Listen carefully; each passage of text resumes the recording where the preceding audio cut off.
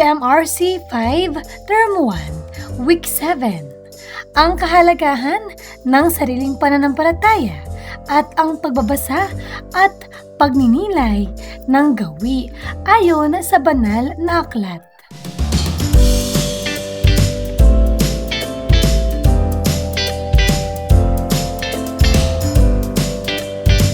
Magandang araw mga bata! Ngayon ay pag-aaralan natin ang tungkol sa ang kahalagahan ng sariling pananampalataya at pagbabasa at pagninilay ng gawi ayon sa banal na aklat. Mga layunin.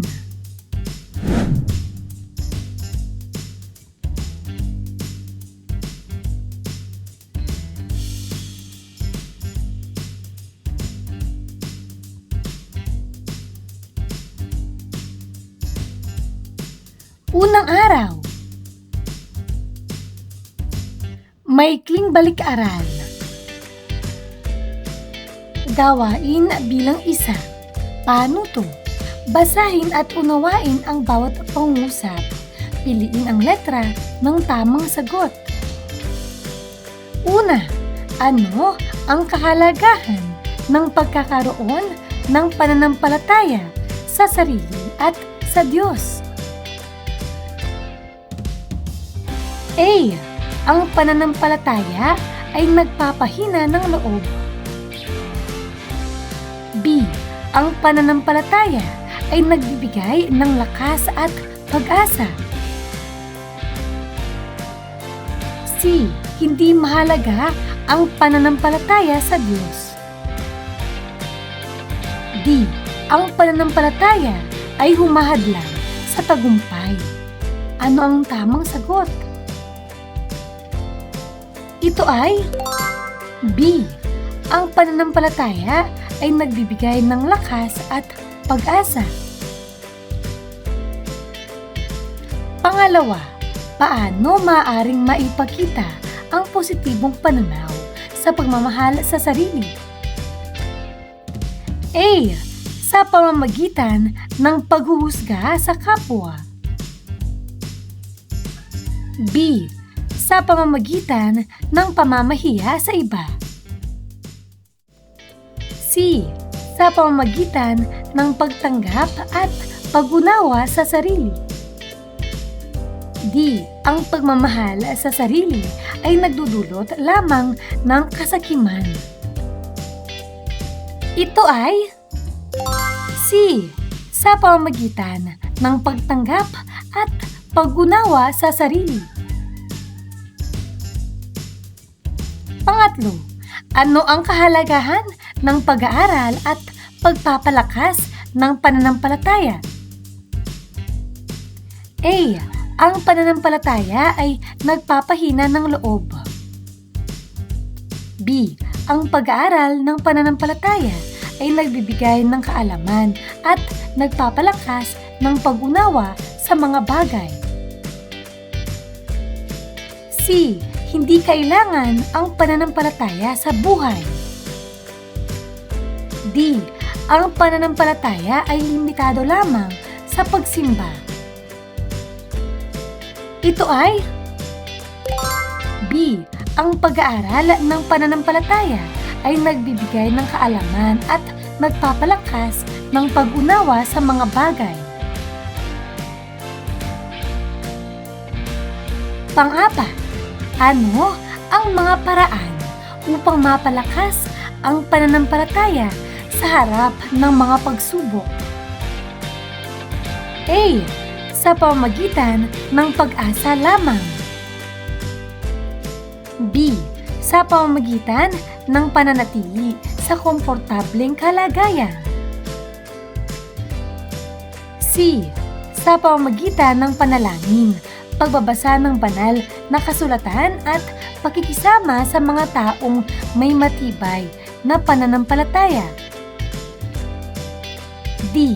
Sa pamamagitan ng pagsasabi ng masamang salita laban sa Diyos. Ito ay C. Sa pamamagitan ng panalangin, pagbabasa ng banal na kasulatan at pakikisama sa mga taong may matibay na pananampalataya.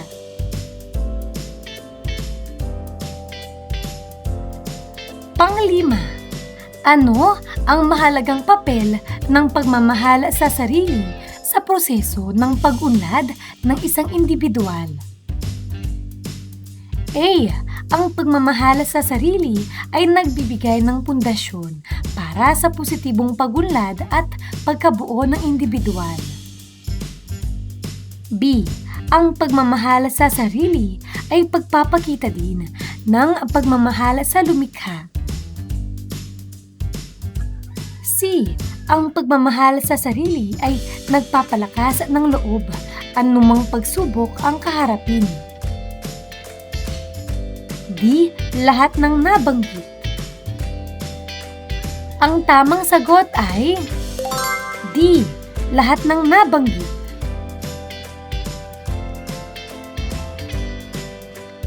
Panghihikayat na gawain. Gagabayin ka ng iyong guro para sa gawain na ito.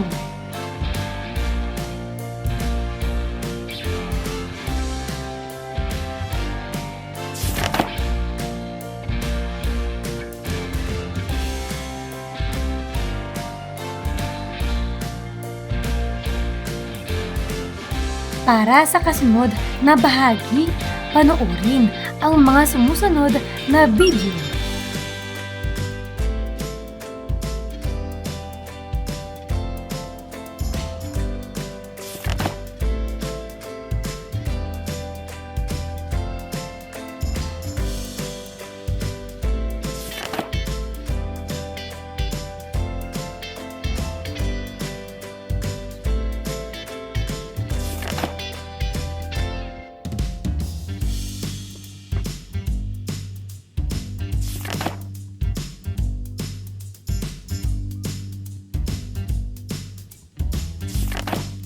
Pagkatapos ay sagutin ang mga sumusunod na katanungan.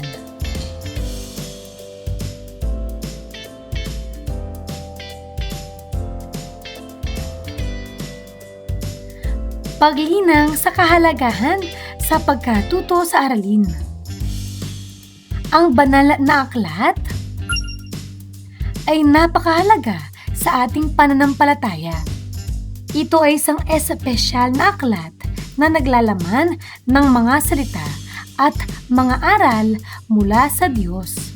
Sa pamamagitan ng banal na aklat, natututunan natin ang tungkol sa ating kinikilalang lumikha, sa kanyang pag-ibig at sa mga katuruan na dapat nating sundin upang maging mabubuting tao. Mayroong maraming banal na aklat at sa bawat aklat na ito, makikita natin ang mga kwento ng mga propeta, mga aral sa pagmamahal at pagpapatawad, at mga gabay sa tamang pag-uugali. Sa pamamagitan ng pagbabasa at pagninilay sa banal na aklat, lumalalim ang ating pananampalataya at nauunawaan natin ang kahalagahan ng pagiging mabuting tao. Ito rin ang nagbibigay sa atin ng lakas at pag-asa sa mga panahong may mga hamon sa ating buhay. Kaya mahalaga na lagi nating suriin at unawain ang mga mensahe ng banal na aklat at sundan ang mga aral na itinuturo nito upang maging mas mabuting tao at mas malapit sa kanyang pananampalataya. Narito ang ilan sa mga pangunahing banal na aklat sa iba't ibang relihiyon. Una, para sa Kristyanismo. Ito ay tinatawag na Biblia o Holy Bible sa Ingles. Ang Biblia ay binubuo ng Lumang Tipan at Bagong Tipan. Sa Lumang Tipan, matatagpuan ang mga sinaunang katuruan at mga kwento ng mga propeta. Sa bagong tipan naman, mababasa ang mga salita at mga gawa ni Hesukristo at ng mga unang Kristiyano. Pangalawa, Islam. Ang tawag sa kanilang aklat ay Quran. Ang Quran ay itinuturing na pinakabanal na aklat sa Islam. Ito ay binubuo ng mga salita na itinuturing na ipinahayag mula kay Propeta Muhammad mula kay Allah. Naglalaman ito ng mga aral sa pananampalataya, etika, batas at iba pa. Pangatlo, Budismo. Ang kanilang aklat ay tinatawag na Tipitaka o Pali Canon. Ito ang pangunahing banal na aklat sa Theravada Buddhism. Binubuo ito ng 3 bahagi. Una, Vinaya Pitaka o ang mga alituntunin sa monastiko. Pangalawa, Sutta Pitaka, mga sinasabi ni Buddha. At pangatlo, Abhidhamma Pitaka o ang mga teoretikal na pagsasalarawan. Pang-apat, Hinduismo. Vedas ang tawag sa kanilang aklat. Isa sa mga pinakamahalagang teksto sa Hinduismo.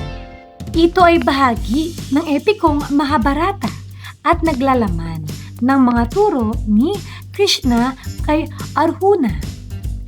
Tinatalakay nito ang mga konsepto at mga tungkulin sa pananampalataya.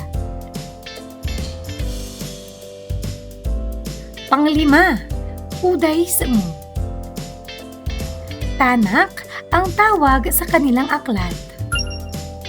Binubuo ito ng 3 bahagi, Torah o ang mga katuruan at kwento ng panimula, Nevi'im o ang mga aklat ng mga propeta, at Ketuvim o ang mga aklat tulad ng hinahanap na salita, awit, mga kawikaan at iba pa.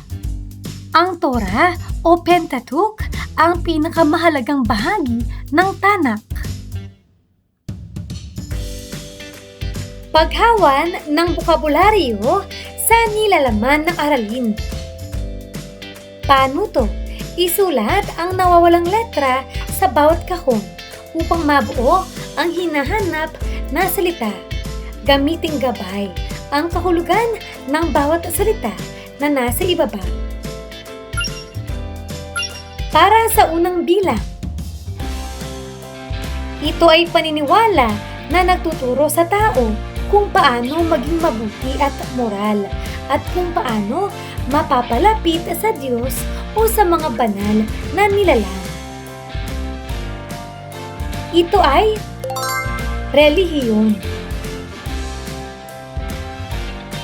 Pangalawa, sila ang mga taong kabilang sa relihiyon ng Islam. Ito ay Muslim.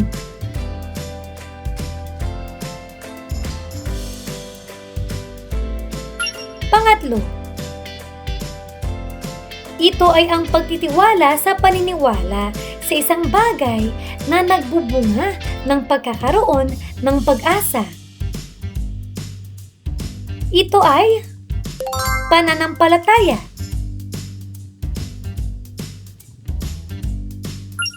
Pang-apat, ito ay ang banal na aklat ng mga Muslim. Ito ay ang Quran. Pang-lima, ito ang tawag sa relihiyon ng mga Kristiyano.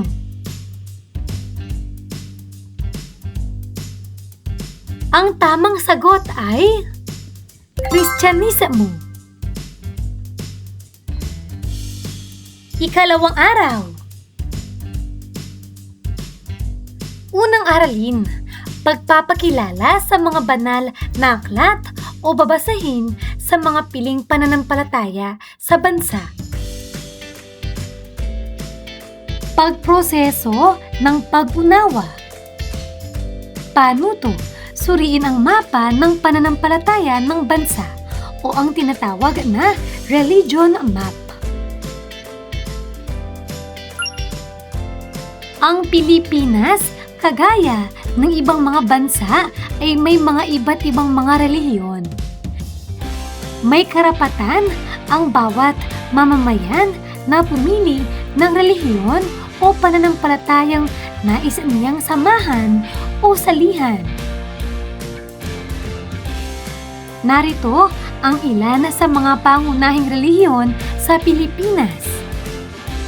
Una, Katolisismo. Ang Katolisismo ang pinakamalaking relihiyon sa Pilipinas. Ito ay dala ng pagpasok ng mga Espanyol noong ika-16 na siglo.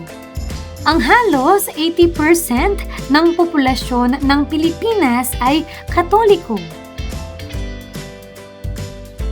Pangalawa, Protestantismo. May mga iba't ibang denominasyon ng protestante sa Pilipinas tulad ng Iglesia ni Cristo, United Church of Christ in the Philippines, United Methodist Church, at marami pang iba. Ang mga protestante ay may malaking bilang din ng populasyon, lalo na sa mga lalawigan at sa ilang urban areas. Pangatlo, Islam. Mayroong significant na populasyon ng mga Muslim sa Pilipinas, partikular sa Mindanao at sa mga karatig na rehiyon. Ang mga Muslim ay bumubuo ng mga 5 hanggang 10% ng populasyon ng bansa. Pang-apat, iba't ibang katutubong relihiyon. Bago pa man dumating ang mga dayuhang relihiyon sa Pilipinas, mayroon ng mga katutubong pananampalataya sa iba't ibang tribo at kultura sa bansa. Marami sa mga ito ay nananatiling aktibo hanggang sa ngayon. Panglima, iba't ibang sekta at bagong relihiyosong kilusan. Bukod sa mga pangunahing relihiyon, mayroong ding ang mga sekta at bagong relihiyosong kilusan sa Pilipinas na may malaking impluwensya sa ilang mga komunidad. Ito ay kinabibilangan ng mga grupo tulad ng Iglesia ni Cristo, ang Dating Daan at marami pang iba. Pinatnubayang pagsasanay. Gagabayin ka ng iyong guro para sa gawain na ito.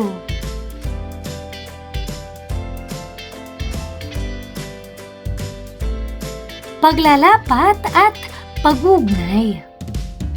Gagabayin ka ng iyong guro para sa gawain na ito.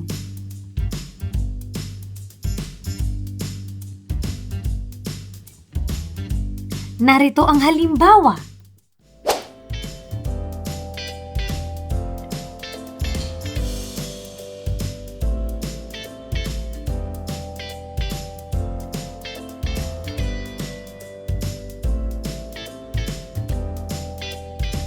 Pangalawang aralin, mga alituntunin at pamantayan sa kahalagahan ng banal na aklat. Pinatnubayang pagsasanay. Panuto, itugma ang mga katawagan sa banal na aklat sa bawat relihiyon. Hanay A. Hanay B. Para sa unang bilang, Quran. Narito ang mga pagpipilian. A. Budismo. B. Kristyanismo. C. Islam. D. Judaismo. E. Hinduismo. Ano ang tamang sagot? Magaling. C. Pangalawa, tanak. Ito ay D. Pangatlo, Vedas. Ito ay E. Pang-apat, Biblia. Ito ay B. Pang-lima, Tripitaka. Ito ay A.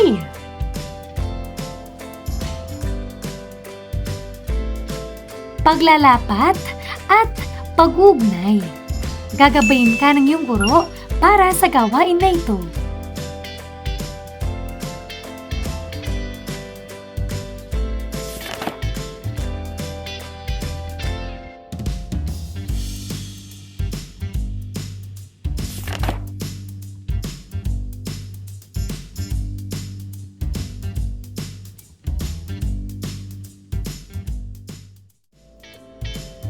Ikatlong araw.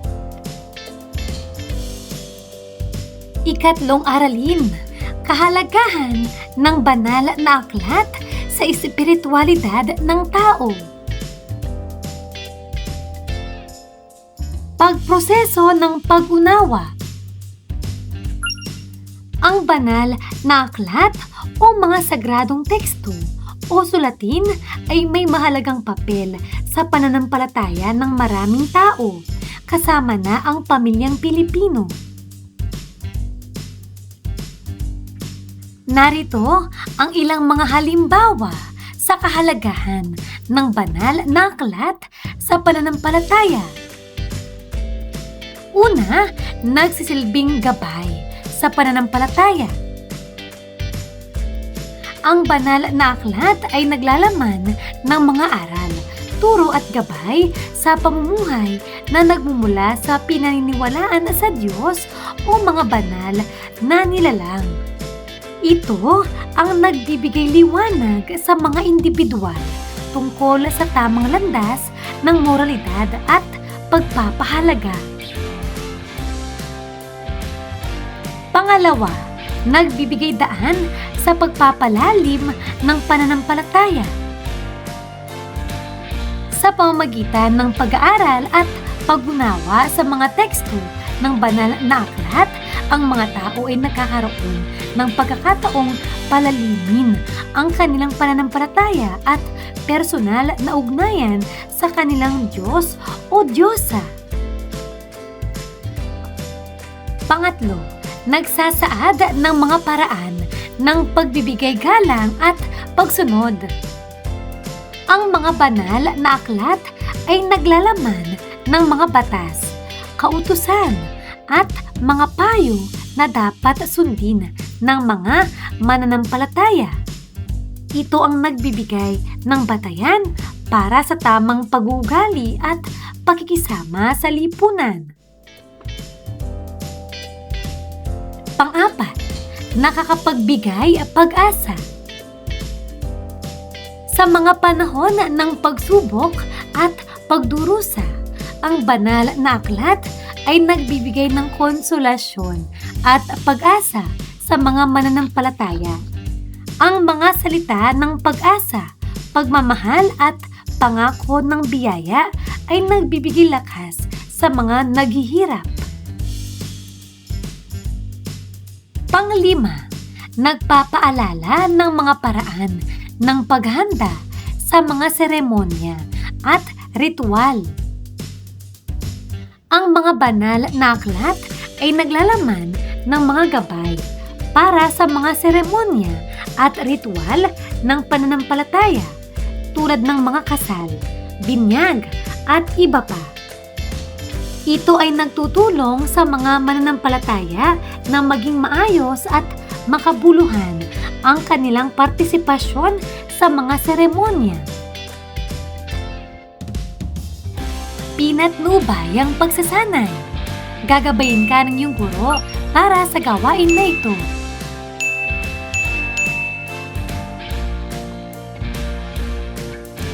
Paglalapat at pag-ugnay. Paano to? Sagutin ang katanungan sa ibaba. Gumamit ng 10 hanggang 15 pangusap sa iyong kasagutan. Paano maipapakita ang kahalagahan ng banal na aklat sa kinabibilangang pananampalataya?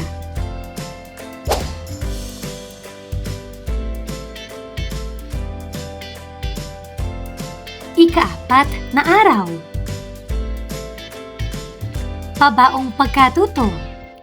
Matapos mong malaman ang kahalagahan ng banal na aklat sa pananampalataya sa kinabibilangang relihiyon, mahalaga din na malaman mo ang wastong pangangalaga at paggalang dito. Ang wastong pangangalaga at paggalang sa mga banal na aklat ay mahalaga upang maipakita ang respeto at pagpapahalaga sa mga sagradong teksto ng isang relihiyon. Narito ang ilang mga paraan kung paano ito maipapatupad. Panatilihin ang kalinisan at kaayusan nito. Maglaan ng isang maayos na taguan o lalagyanan nito. Iwasang masira o paglaruan ito. Palagian itong basahin at pag-aralan. Unawain at igalang ang nilalaman nito.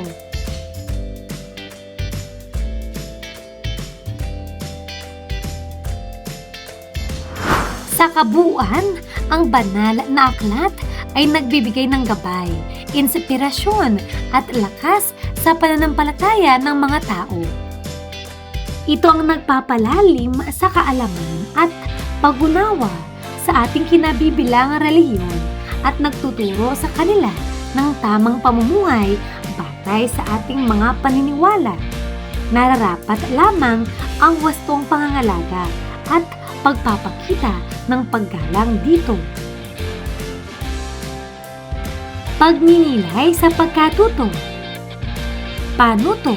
Punan ang pangakong pahina sa ibaba.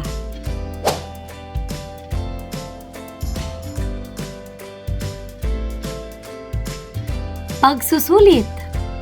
Paano to? Basahin at suriin ang bawat pahayag. Isulat ang T sapat lang bago ang bawat bilang kung wasto ang isinasaad nito at M naman kung mali. Una, ang pagbabasa at pag-aaral ng mga banal na aklat ay nagbibigay daan sa pagpapalalim ng pananampalataya at pag-unawa sa mga aral ng relihiyon. T.